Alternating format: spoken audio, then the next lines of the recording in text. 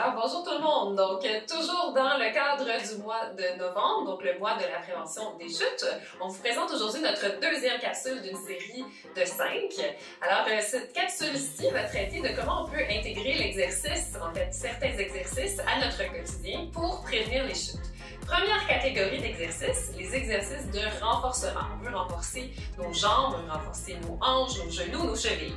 Ce qu'on peut faire, un exercice tout simple, qui s'appelle les assis debout. Donc, chaque fois que vous devez vous asseoir et vous relever comme ça ici, on travaille la force de nos jambes. Et Dieu sait qu'on en a des assis debout à faire dans une journée. Donc, ce qu'on vous recommande, c'est de faire ça, on pourrait se dire 3 fois par jour, peut-être 10 répétitions à chaque fois. Comme ça va devenir de plus en plus facile pour vous de faire un assis debout et le renforcement de vos jambes va se faire. Alors, voilà. Donc, deuxième truc.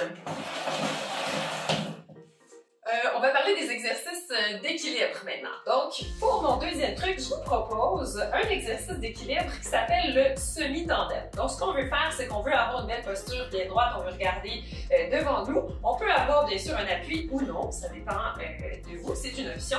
On place un pied devant l'autre, mais il y a un espace entre mes deux pieds si vous remarquez bien. Et moi, je vous propose de faire ça le matin. Quand vous prenez votre déjeuner, le temps que vous attendez vos toasts, c'est un très beau moment. Donc, pour pratiquer son équilibre, je peux essayer de relâcher mon appui. Je tiens quelques secondes comme ça ici, en équilibre. Je peux fléchir les genoux légèrement. Si j'ai besoin de reprendre appui, évidemment, je le fais. Sinon, vous pouvez le faire plusieurs fois, donc 3-4 fois, environ 10 secondes à chaque fois.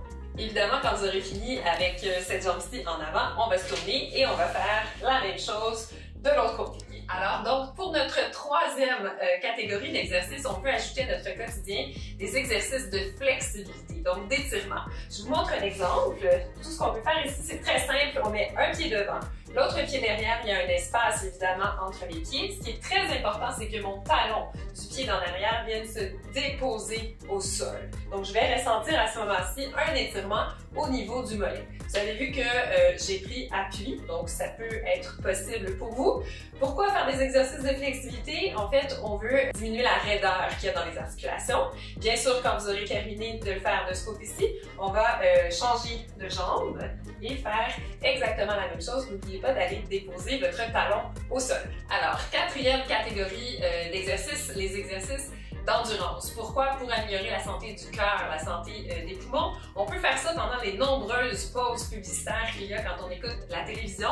Donc, la marche, tout simplement, une marche dynamique. On veut lever les genoux, on veut bouger les bras à grande amplitude et on veut s'essouffler un petit peu. Là. On a au moins 4-5 minutes pendant les longues pauses.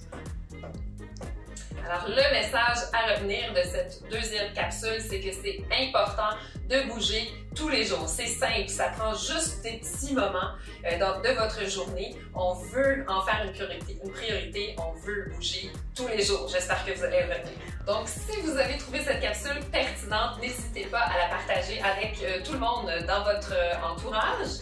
Alors, c'était déjà tout pour la deuxième capsule. On se voit la semaine prochaine pour la troisième capsule.